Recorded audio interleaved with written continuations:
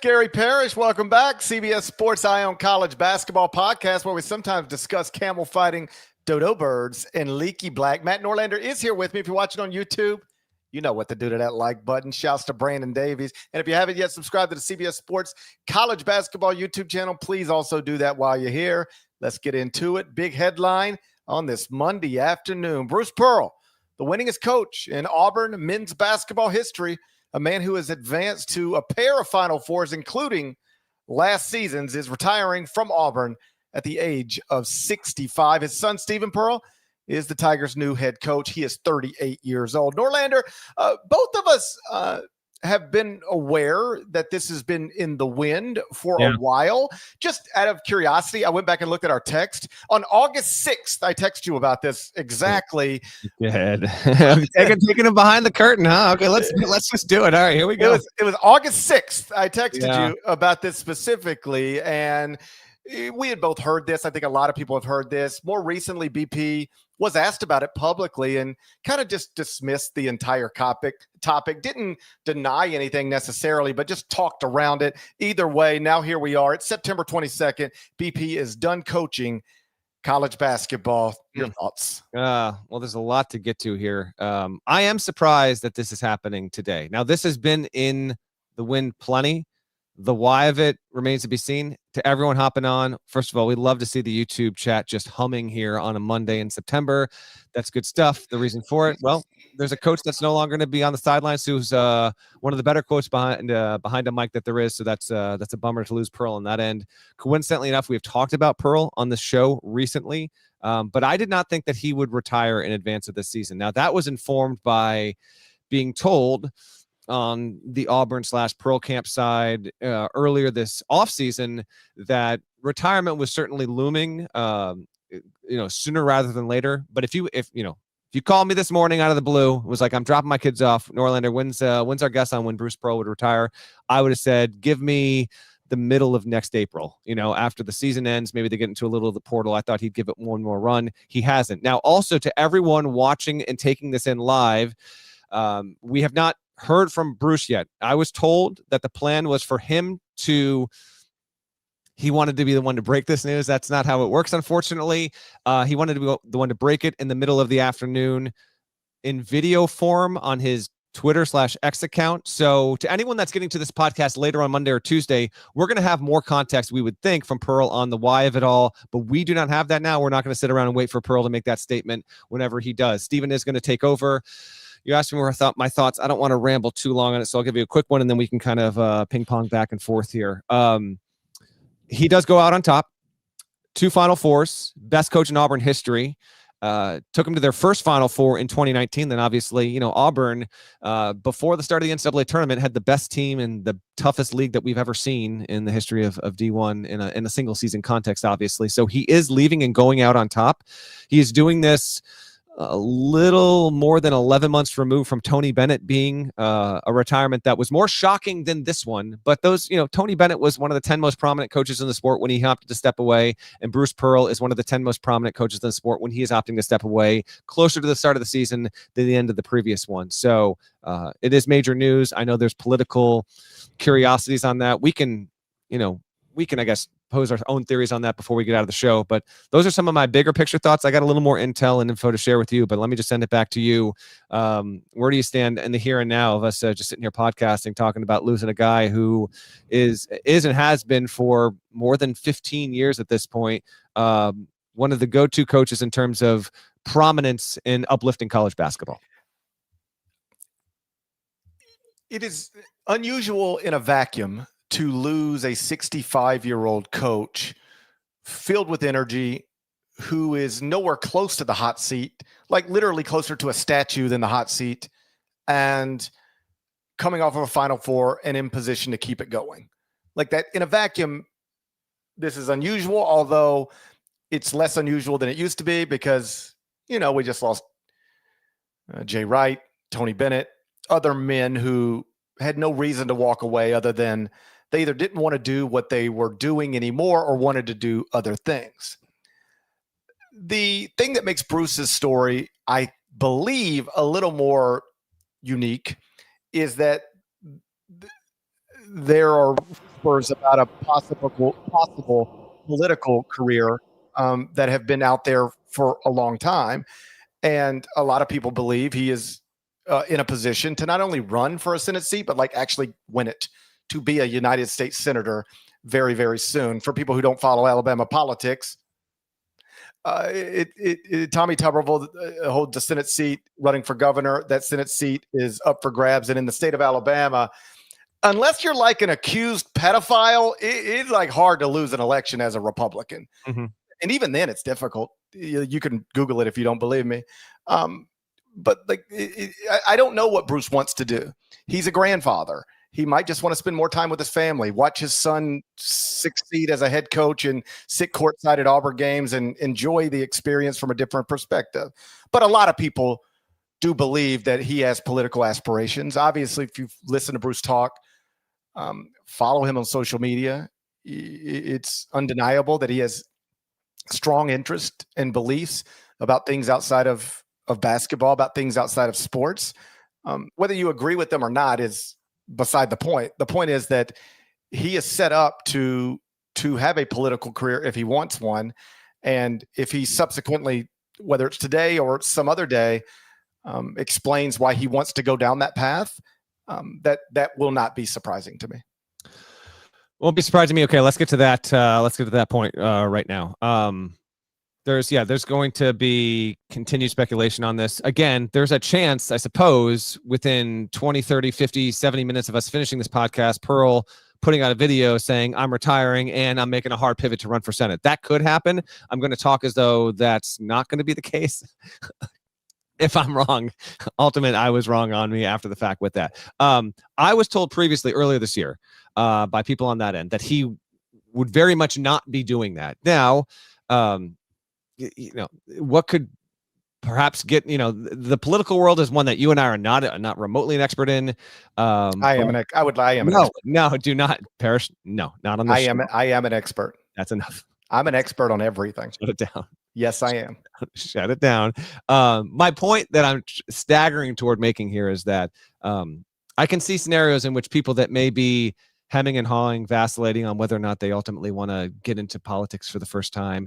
There are people well embedded in that world that have been in that world for a long, long time that understand how the levers of power are moved, that if you're just Bruce Pearl, if you're just someone else that has a certain public standing and was debating maybe, and for a long time you were no, well, if you get the right 3, 4, 5, 6, or 7 people on the phone in the room with you, they can get you to go from a no to a yes over a certain amount of time with a certain change of perspective. So I am leaving that on the table, but I want to be clear. I was told earlier this year he would not be running for Senate. So doesn't mean he won't change his mind, but we'll see from him either later today or in the days to come if he has indeed changed his mind. The timing of that would indicate, of this right now would indicate, okay, maybe that's a factor.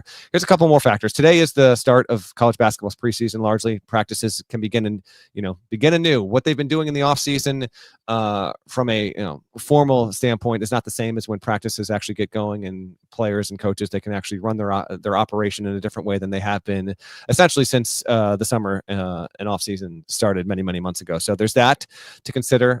We are coming off of a weekend, obviously, as well. And then, yes, with the Stephen angle, I was told he is, let me be clear on this, he's not the interim. He is the head coach. He will be the head coach. Doesn't mean that he's going to be the head coach for 20 years or maybe even more than 1 year. We'll see how this goes. As I said on HQ shortly before we went live on the pod, just because you are the son of a really good coach it has no indication of whether or not you can do the job. Stephen Pearl might prove to be just as good as Bruce Pearl, although that's extremely unlikely. We'll get to his record in just a second as well. I want to reset what Bruce has done in his career on the sidelines. It could go any which way. I was also told that the news coming out, they didn't, this is just how the news cycle works. I know coaches get really understandably frustrated over this, but when you make a decision and enough people know, the news is going to leak. The team didn't know when it got reported out here earlier on Monday afternoon, and so they're in the midst of taking care of all that kind of stuff. But this new era is going to be intriguing for sure, because Auburn has been operating at a level that it hadn't ever previously to Pearl. And I know you can speak to the beginning of this in particular. When Bruce Pearl got fired from Tennessee, there's so much to cover with this guy's career here. He gets fired from Tennessee. We can get into that as well. But fast forward past all of that, Auburn brings him on. at the end of his show cause, I could be misremembering this. Did he have to serve a suspension at the start of that? If he didn't, I know there was some skepticism over whether he should be hired there. Some other people were like, what are you talking about? Like, he was great at Tennessee. He's ready to do this. And then he has an 11-year tenure that is, I mean, he's by far the best. He famously called Auburn an everything school. I think he said that to you when you were Yes. in the sideline for one of those games on CBS Sports a couple years back. And well, I do want to still dive into a little bit more of his career, big picture commentary. What he was able to achieve at Auburn is pretty outstanding for particularly like our younger viewers and listeners that might be under the age of 27, 28 years old. Auburn, there were shouts to Chris Porter, around the turn of the century, they had a couple of good teams. But for the majority of its existence, with occasional good years, it just wasn't a factor in the SEC, certainly wasn't a factor nationally. And for more years than not, Auburn has been a factor nationally in college basketball. I'm sure Bruce could have it at the ready if we could call him up on the pod right now. I would think, this is a guess, I would think they get a bad first year. So if you take out that first year, the past 10 seasons, I got to think that Auburn's been a top 3 school in the SEC in terms of win percentage and all other accolades there. So it is fairly astounding. He was a mostly obvious hire for Auburn to make at a time when it needed to make a change and try and do something. And his arrival at Auburn paralleled with an era. It wasn't specifically in 2014, but basically like the 2014 to 2017, 18. That's when they really started to make a shift in how they were prioritizing a lot of things in men's college basketball league-wide. And so as Auburn ascended, the league, broadly speaking, GP also ascended as well. It speaks well to him and his resume. Coincidentally enough, we just had our mailbag episode last week. We were talking about Hall of Fame coaches. I'm still not sure if Bruce Pearl will get to the Hall of Fame, but his case is at least there. More than 700 career wins, D2 national title, the greatest coach at Auburn, one of the best. It was short, but he's one of the better ones ever at Tennessee, obviously. There's a lot to dive into there. I think you can reasonably call him the best coach in Auburn history and Tennessee history. Does Auburn Barnes have him beat at this point? I'm sorry? Does Barnes have Pearl beat at this point? We can argue it. Yeah. I'm just curious. When you say that, I don't know the answer. It made me think, that's all. Yeah. Okay. So let's just back up a little bit. We'll get to the Tennessee stuff. I think most of us first become aware of Bruce Pearl, not because of the Division II stuff, perhaps because of a NCAA scandal a million years before that when he was an assistant coach. But like, he took Milwaukee to the Sweet 16 in 2005. And it was like, boom, burst onto the scene. Here's this guy. He's filled with energy. And then he gets the Tennessee job immediately after that. He was at Tennessee for 6 years, went to 6 straight NCAA tournaments. I believe it was 3 Sweet 16s and an Elite 8. I get the job at CBS in July 2006. That is right after his first year at UT. And, when you first get a job like this, you're just trying to meet anybody you can meet and get to know anybody you can get to know, however you can do it. And because Bruce Pearl and Steve Forbes and Jason Shea and Tony Jones, like I can still remember the whole staff. Yeah. Like those guys were at Tennessee. They were recruiting Memphis all the time. Funny story. I remember one time Elliot Williams, I think, was the McDonald's All-American who was at St. George's. And he was being recruited at the time by everybody, but among those Tennessee and Duke.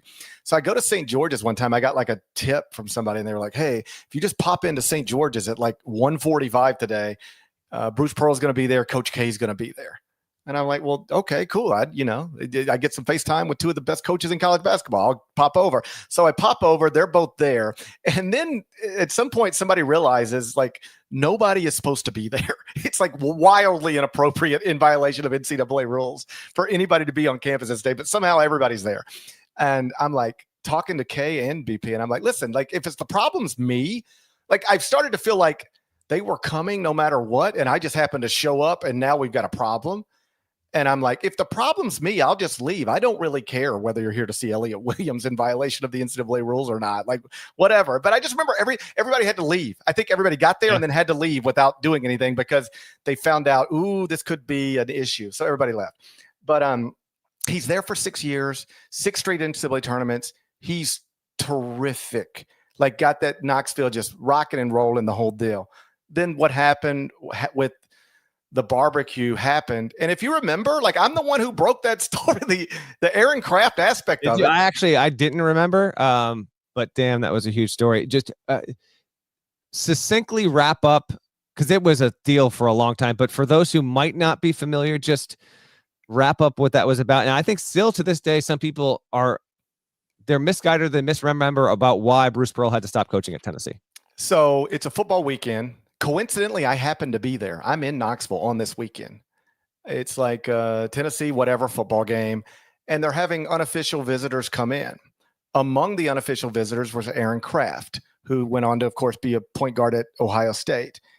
And the thing about unofficial visits is you can be on campus, but you're not supposed to be at the coach's house. That's like obviously not okay. Well, Bruce was having like a big football weekend thing at his house, and my understanding is had invited the recruits that were in town, including the ones that were there unofficially. Probably would have never been a big deal, except there was a picture snapped of BP and Bruce Pearl at Bruce Pearl's home. And my understanding is somebody got a hold of that picture, turned it in the NCAA, then you had real problems. What's wild about this is that there's a whole lot of things that are wild about this. I'll pull the curtains back a little bit. So I used to host a Monday night football night at a local bar here in town as I was doing radio. And it would just be like local Monday night football, come hang out with GP, blah, blah, blah, blah, blah. Well, football season is when coaches are recruiting all the time on the road. So I would have college basketball coaches they just text you when you're coming to town. They'd be like, hey, I'm in town recruiting. What are you up to tonight? I'm like, hosting Monday night football. Come drink with me. And so come have dinner or whatever. So it's a Monday night.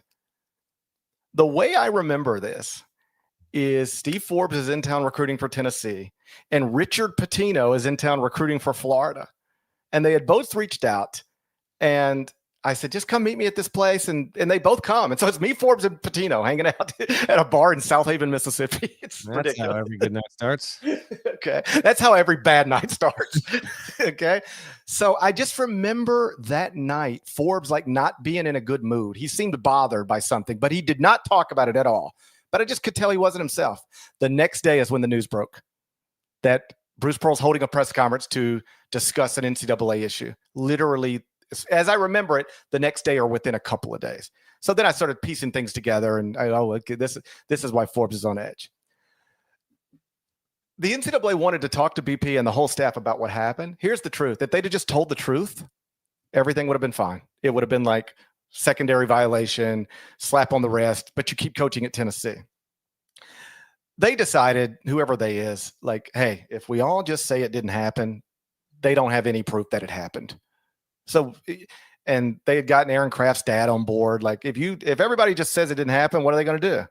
Well, I don't think they knew until like 10 minutes before they were talking to investigators that their picture existed. And then they were just like in panic mode, scrambling, and they messed up. I think any of them would tell you they messed up. What got them isn't the barbecue. What got them isn't the recruiting violation. What got them is the lying about it. Yep. The cover up worse than the crime type of thing. So he's out. Boom. I mean, this happens in the middle of the season, and they have to coach under that cloud for the rest of the way. And it just became, looking back on it, it seems weird, but like at the time it just became, every game was like, I don't know how you can let somebody who lied about this continue to coach. And as soon as the season was over, they got him. And the way I remember it is, if you think back to like when the news first broke, it was like, he'll be okay. I think he'll be okay. I mean, I'd be surprised if he's not okay. And then by the time we got to March, it was like, they're going to get him. Like it just snowballed on them. And Tennessee pulls the trigger, and BP's out. He does some commentary and is working like he's a sales rep for a company. I can remember talking to him. He was on a sales job one day. He's like, yeah, I'm driving from one place to the other, doing whatever he did. He gets Auburn while he still has the show cause. I went down there before he had ever coached a game at Auburn. And I remember him saying vividly, this is going to be harder than it was at Tennessee. I believe we can win here because they win at everything else here. That's the everything school thing that came out all those years later. They win at everything else here. So I don't know why we can't win, but this is not going to be easy. And it didn't get off to the best of starts. 13th, 11th. Those were his finishes in the SEC at Auburn first 3 years. Year 4 won the SEC title, and it's been bombs away since then. He goes down as, again, one of the best, if not the best coaches at 2 different SEC schools. Given what he also did at the Division II level, I could make a compelling case that he absolutely belongs in the Naismith Memorial Hall of Fame.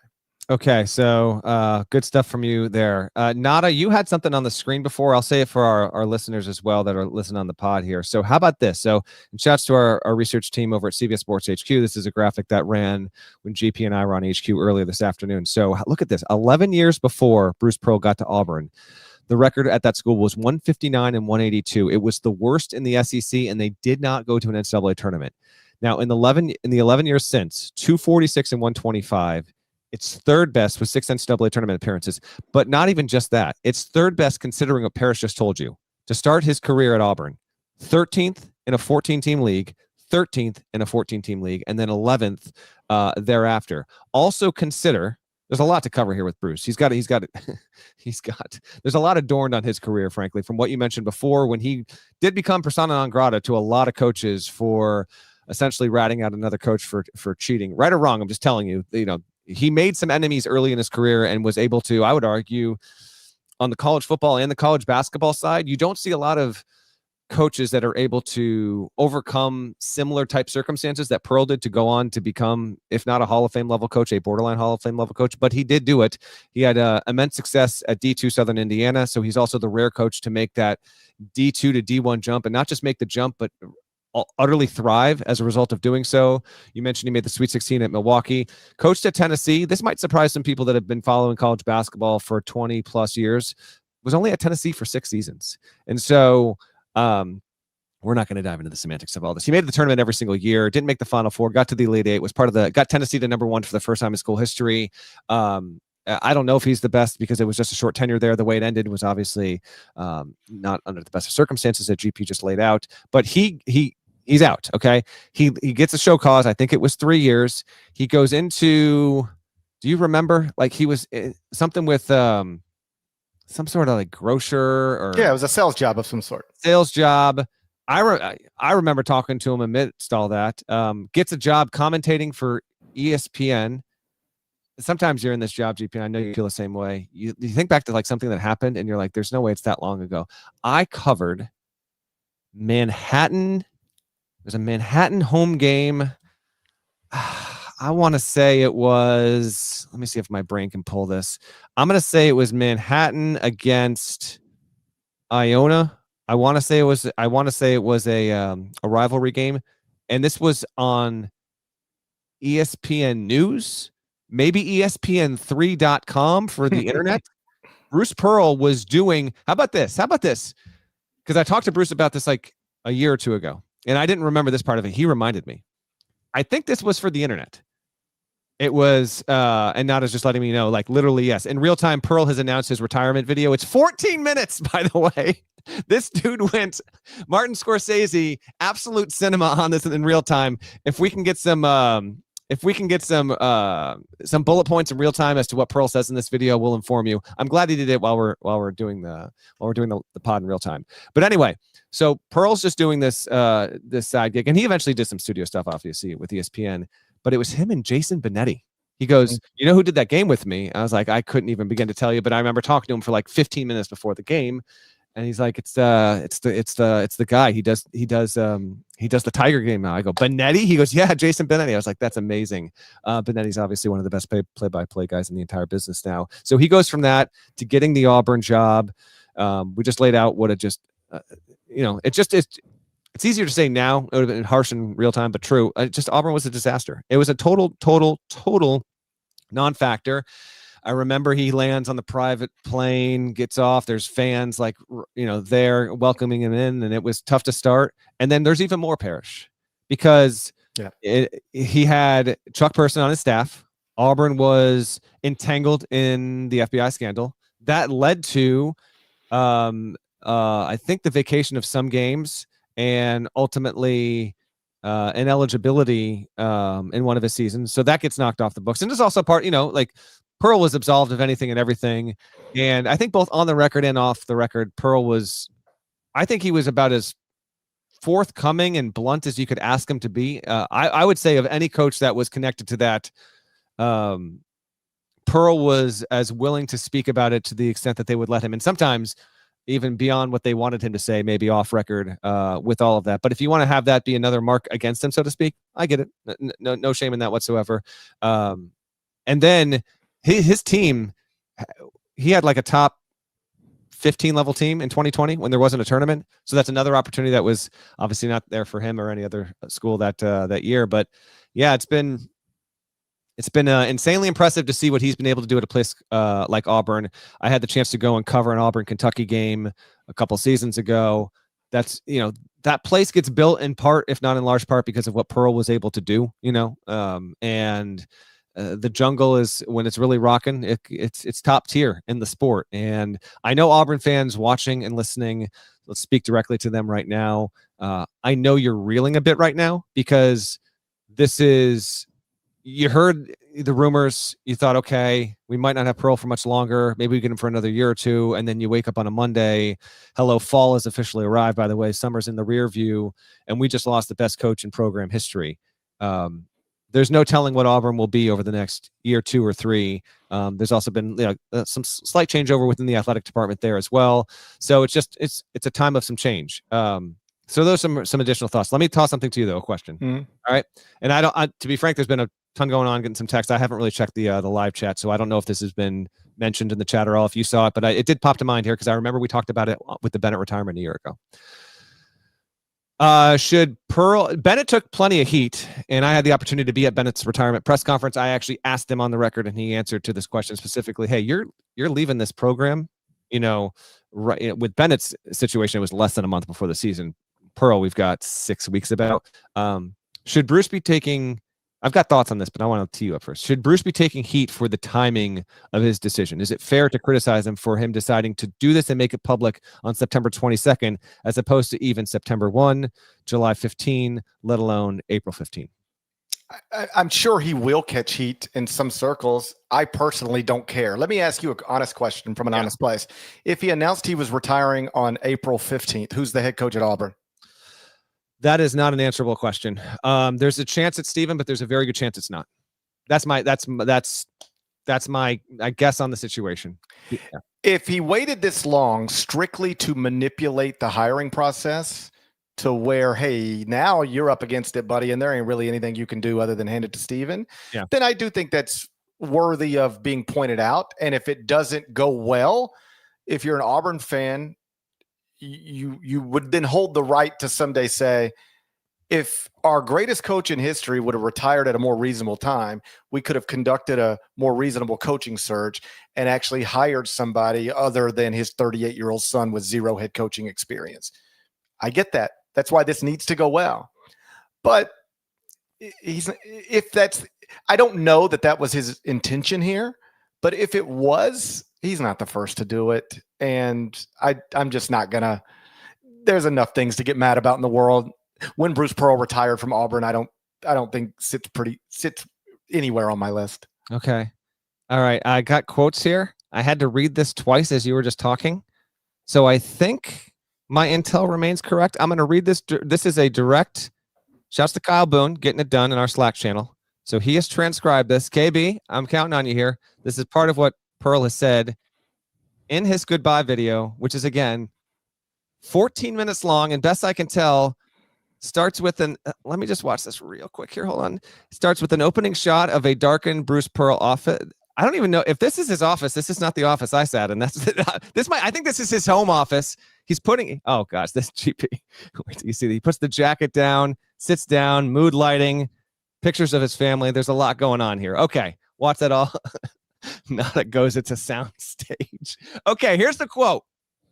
Auburn is our home. Many of you know that I thought and prayed about maybe running for the United States Senate, maybe to be the next great senator from the state of Alabama. That would have required leaving Auburn. Instead, the university has given me an opportunity to stay here and be Auburn's senator. As an ambassador at Auburn, I'm going to do everything I can to keep helping Auburn be the very best version of what it can possibly be. Trying to lead, trying to be an Auburn man, and let this continue to be the best everything school anywhere in the country. End quote. My sources are good. So as long as I'm reading that correctly, he is going to be not a United States senator, GP. He's going to be an Auburn senator. Now, I don't know if you can't both be an Auburn senator and the head coach of a men's basketball program simultaneously, but it would seem to me that Bruce Pearl has come to this conclusion independently. But yes, I think if I have that correct, he is not going into politics, and a lot of the speculation over the past 90 minutes that this means he would be is not correct. Right. So he then walks away at the age of 65. He's mentioned, wanting to just have a different quality of life, not necessarily better, but just different quality of life. He's been married for a long time now. Coaching at that level can really, take a lot of time away from that. So perhaps he is just trying to change his lifestyle on a day-to-day basis here.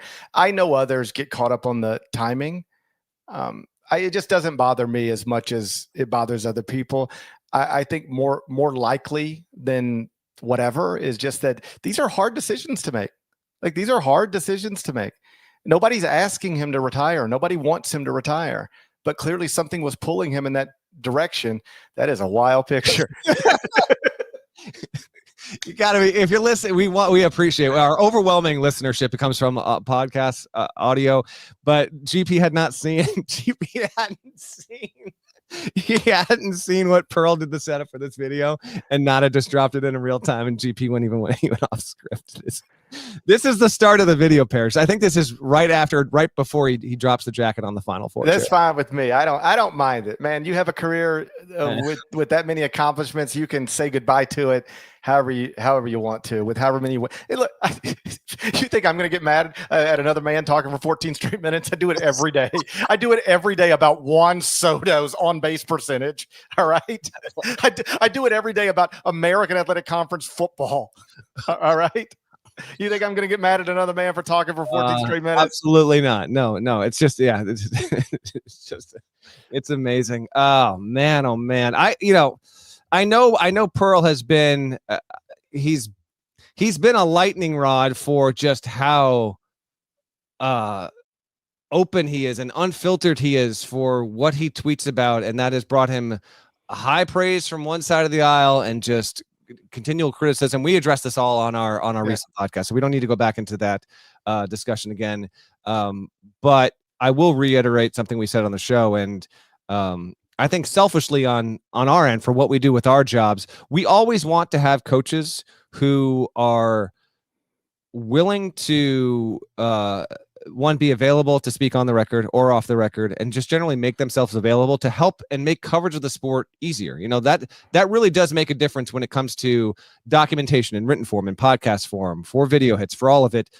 If you have coaches that make themselves available, and way more than not in the sport do, but Pearl would be on the short list of some that did it as much, if not more, than any other. And I think some of that, frankly, was informed by him taking a few year detour into doing stuff on the media side. And so now we won't have that. Like, Steven's actually pretty good. Like, most people don't know who Steven Pearl is. They've never heard him. They couldn't pick him out of a lineup, all that. But while he's not his father, he's also he's a pretty good communicator. He's another young coach, by the way. We've got a real infusion here this particular offseason of young coaches. So it's from a cover standpoint, I hate to lose him at 65. It's another, I kind of circle back with what I started at the start of the show, GP.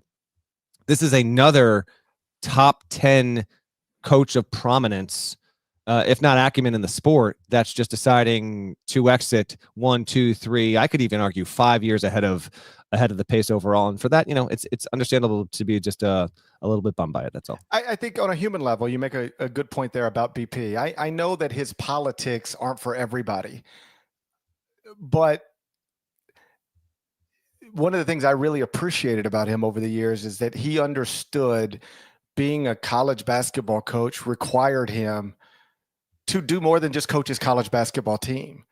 Like, he wanted to be a part of the sport. He was very helpful. And, I'm the person who inserted Aaron Kraft into that story. When the first thing you heard about Bruce Pearl, Tennessee, NCAA issues, Aaron Kraft was not a part of that story. I inserted that. Later, I believe why Bruce Pearl was still out of coaching, I wrote a story when Steve Forbes and Jason Shea were working down at Northwest Florida State, and it did not paint Bruce Pearl in a favorable manner. The gist of the story was this entire staff got fired from Tennessee. A couple of the guys are down at a junior college making nothing relative to what they used to make. Mm-hmm. And the head coach got like $1 million buyout and, hasn't really been there for them over the past couple of years in ways that some of them expected him to maybe be. And you go find that story. The league quote is not great. I know BP did not like that story. I only say these things because there is not a time, or very few times, I couldn't reach out to him and get him on a radio show, get him on a podcast, get him on the phone. He'd invite me into his home. Like, he was always like, I did 2 stories that negatively impacted Bruce Pearl in a serious way. And he was always willing to, okay, that was that, but now let's move forward. We have a relationship. And I appreciated him for always being professional and for always being accessible. Like, I would have him on a show in Memphis whenever I wanted. And as soon as we got off the air, he would text and say, whenever you need me, I'm here for you. Like, he's that guy. At Tennessee, he'd stand on cafeteria tables and try to get people excited about vol basketball. The whole We're in Everything school. He's an incredible coach, but also a great promoter of whatever it is he's involved in. And I think that's among the reasons he became such a big figure in college basketball. It wasn't just the winning, although the winning's the most important stuff always, and you can't do it without it. But he was a personality. And even if he's a personality that isn't for everybody, he's a big personality that made you pay attention to him. No doubt. So not to put up a couple things here before we get out of here. Not to put up a poll. Is Bruce Pearl a Hall of Famer? Live chat, real time, 61% yes, 39% no. I think those percentage breakdowns kind of reflect reality. Pearl had a player get drafted. This was COVID era. Who was it? I can't remember. Kyle Boone took the screen grab and put it on Twitter because Pearl was like, it was nighttime. He was driving, I think, from Atlanta back to Auburn. And who got drafted? It's going to drive me nuts now. Anyway, the point is, this guy got drafted. I called up Pearl. I'm not thinking that he would pick up. This is draft night. I think he did a live hit for the draft from his phone in the middle of the highway at like 9:45 at night. Near tears laughter in real time at this, because there's just not another coach that would have done this for his player to just, I guess, speak on, maybe it was Jabari, but I don't think it was Jabari. I think it was before Jabari Smith got drafted. And I'm sorry, I can't recall the player in real time, but as we do this, Pearl retirement episode, I want to kind of, is it Cam? Maybe it was Cam. I can't remember who it was. But it was so funny. Like, he wasn't trying to be funny. I think it might have been Okoro. I think Isaac Okoro getting drafted. I think it's when he got picked in 2020. I want to say that's when it was. And he just stopped on the side of the road, this ultra grainy video, trying to give draft analysis on this guy to basically any network that would put him on TV. And he picked up the phone, and I think we also had him on. I think we had him on HQ for that draft, because if I remember correctly, that might have been, the draft was like November of that year. There was a lot of stuff going on. When he just to clear it up, 2020 draft, it was Isaac Okoro. Yeah, okay. And the point of this is that all but maybe 3 or 4 coaches in that spot just would not have done that, and he was always willing to do whatever he could to help Auburn basketball. And if there was a story that he could help tell and someone from the media was asking, Bruce Pearl was always going to be there. And do you remember with Kyle Boone, the T-shirts? Oh my gosh, great pull. Now, hold on. Before we get out of here, I'm going to find this. I'm going to text Boone right now. I want Nada to show this on the screen. Hold on, I'm texting KB. Tell the story. As I remember it, Kyle is still relatively young to CBS Sports, and we all get these assignments. Like, there's these things we do during the season where it's like, all right, I know nobody really wants to do this, but we got to all pitch in. These are the types of things. They're furniture for the website, and they got to be there. And so it's like an SEC preview, ACC preview, Big Ten preview. And so I guess KB was handling SEC, and I don't know, predicted not something. I don't remember the specifics. You will, because it's referenced in the T-shirt, but predicted something not so great for Auburn going forward. And BP like quite literally had T-shirts made and turned it into a rallying cry. Kyle Boone Kyle Boone was the bulletin board material for Auburn basketball in whatever specific year that he was. Predicted they would go 4-14. I've texted KB. Hold on, Nada. I'm going to send this to you if he doesn't give it to me, because someone tweeted about it. This is from 2018. So it was ahead of the 2017-18 season. And we just, for the preseason stuff, I think, this is what it was. It was in season. It was like, okay, non-conference stuff is over. And we just did some in season. Let's predict how these teams are going to go in league play. And so KB had the SEC and Bruce, like fairly innocuous. Let's just fill up something on the site, a little bonus content on a Tuesday in early January. And so KB predicts them to go 4-14 in league play. And then that year, Auburn proceeded to finish 26-8 overall and went 13-5 in the SEC, which is just classic. And it's on the screen right here. Bruce Pearl sending this around, and let's be like, it was all in good fun. Like, it wasn't like, I'm going to do this, I'm really ticked off. It's like you, and frankly, I can say more of this now as the Bruce Pearl stories are one after another. So last year, I infamously did not pick Auburn to be a top 25 team. I picked them 27th in the preseason rankings when most predictives and humans had them top 15. Some had them top 10. Obviously, they proved to be one of the 4 best teams in the country. And he's retired now. Sorry, Bruce. I'm going to say this. So it doesn't matter anymore. It's done. He absolutely loved that I did it. Now, I didn't know he was going to love that I did it. But whenever my rankings went out, I want to say it was that night he called. Okay. And he didn't care. He was like, yeah, you do what you got to do. He said, oh, by the way, this is the other thing. Yeah, I'm saying it now, Bruce. He's like, you might be right. He's like, I like my team, but this is a year where I'm not entirely convinced right now that we're going to be a top 25 team. Maybe we'll get there, but you really have a chance of being right. I could never say that publicly. I couldn't come on the podcast and be like, hey, Auburn fans, everyone coming after me. Your coach might actually agree with me. Now, I was really wrong, okay? But he was at least willing to say that it might be there. And then I go to Maui. They win Maui. And then I was like, hey, can we do just a quick video for HQ? Of course we can. And then he goes, are you ready? I was like, I thought in the moment he meant like, are you ready to record? I was like, yes. And what he meant was once we started going, he was giving me crap on the record on air for HQ about my prediction. Because keep in mind, at that point, they're 3 weeks into the season. Janai Broome looks like he's going to be the player of the year. Auburn looks like the best team in the country. It just won the toughest Maui field ever.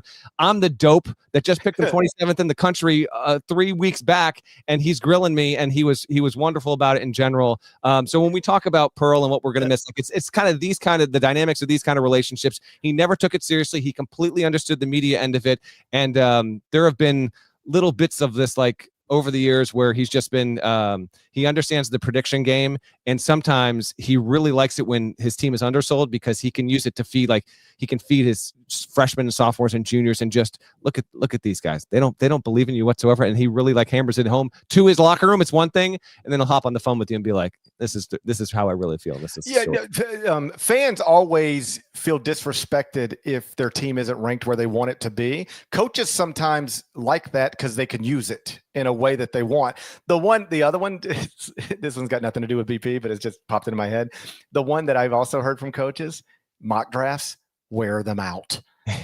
and it's like, I had one coach tell me one time, like hand to heart, he said, I swear I had a mother in my office wanting to know why her son isn't playing more, because CBS says he's projected to go 22nd in the next NBA draft.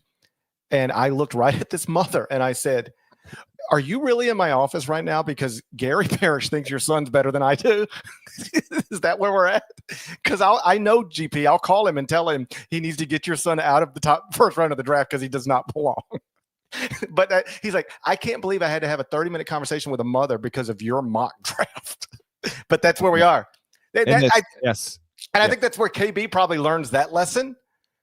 You can be Cal Boone at that point and just tweet Auburn's going to go 4-14 in the league. Nobody blinks. But the second it's under the CBS thing, now Bruce Pearl's got T-shirts and it's a rallying cry. So yeah, that's fun true. times. Fun times. Couple more things before we wrap here. I don't know if I intentionally try and avoid Torvik and Kempom when I do my rankings, but I just bring it up for this purpose. Auburn 26 at Torvik. I don't know if he has adjusted. Evan Miyakawa has adjusted in real time. So he sent out Bruce Pearl retiring will move Auburn from 20th to 25th in the preseason at evanmia.com. That's interesting. We can talk more about that stuff, I think, as we get closer. We'll do an SEC preview episode in general, so we'll dive a little bit more into how much a coaching change should or shouldn't affect a team's preseason standing. Broadly speaking, I think that's entirely fair. With Pearl versus without Pearl, if you want to downgrade Auburn, I think that's fine. I have a quick follow up on that, but before I say that, do you have Auburn in your preseason rankings? I do, and somebody I saw in the chat suggest, or maybe it was on Twitter, like, hey, what are you going to do with Auburn in the top 25 and 1? I'm just going to get through this day first. I'm just trying to get through this day. Yeah. And then I'll look at it, but it's a totally reasonable point. If you think a basketball team is good in part because of its coach, then when its coach isn't there anymore, it's reasonable to assume it might not be as good. I'm not surprised anybody would reach that conclusion. It's a sensible conclusion to reach. Last thing, I guess, I think we've touched on a lot of stuff. And if there's more, we can actually, I've got two more things I'll add. One on Pearl, one non-Pearl. Just know, like, the inner workings, and I said this on HQ, Bruce, as I understood it and have understood it for a few years now, he's kind of two things at once that a lot of coaches aren't. So he really did delegate a lot of responsibility out to his staff in ways that I think, like most head coaches do. Obviously, that's part of the gig. But I'm talking about in terms of specific responsibilities and what I want you to do, and having a lot of cover for all of his assistants, and trust in his assistants to do a lot of the work and prep in games. The way that Auburn's program works, or has worked, as it's been told to me, as I understand it, and this both comes from the Auburn side and other coaches that know coach at Auburn, they have a certain way that they do things that really, in theory, this will now truly be tested this season, should empower the program to be able to make up for not having a Bruce around, because the way that they just operate the program is different from a lot of other high majors. That said, Pearl also was as willing to, like, the way I put it is this, like, he let his assistants get the ball up to like the 5-yard line with all this prep and stuff, and kind of let them do their thing. And then when it was time, he would be into the tape and doing every little thing that a lot of assistants typically do, not in a control freak way. It's just like, okay, I've lived this life for decades and decades. I know what you need to be doing here. Did you keep an eye on this? When you're watching the tape, are you familiar with what they ran, 7 games back? Do we think, we haven't seen it lately? Well, they might bring this kind of stuff back. He was more involved and encompassing on the X and O side than I think he probably even gets credit for. And I think some of that's, he's the guy who painted his chest and was not afraid to go bare chested and be that guy publicly. But yeah, a really, really smart, intelligent X and O coach. And I'll be interested to see which side of those two wins out. Is it the side that Pearl prepped his staff for to be able to handle it, him not being there, or the stuff that he really got himself involved in that a lot of head coaches at that level don't? Will that kind of show itself this season? Last thing for me, GP, and then I swear we can wrap up. It's just a randomly very busy time in coaching, period. I don't know if Wofford has since announced this, but Wofford has hired Kevin Giltner, who's an alum. They fired Dwight Perry, broke that news late on Friday night. So we have a changeover at Wofford. Was told Cal State Bakersfield, I was told, has made the decision to fire its head coach, Rod Barnes. I have not reported that on social media yet, but I have a very high-placed source that told me they made that decision. The reason why it might not be done yet is HR laws in California are extremely strict and stringent, so they might be having to get through a lot of hoops before they can formally announce that.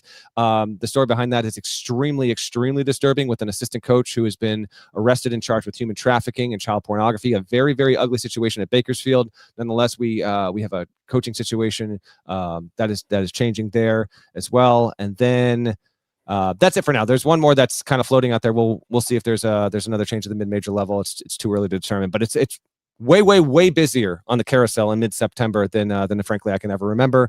Obviously Pearl first and foremost, and the biggest by far.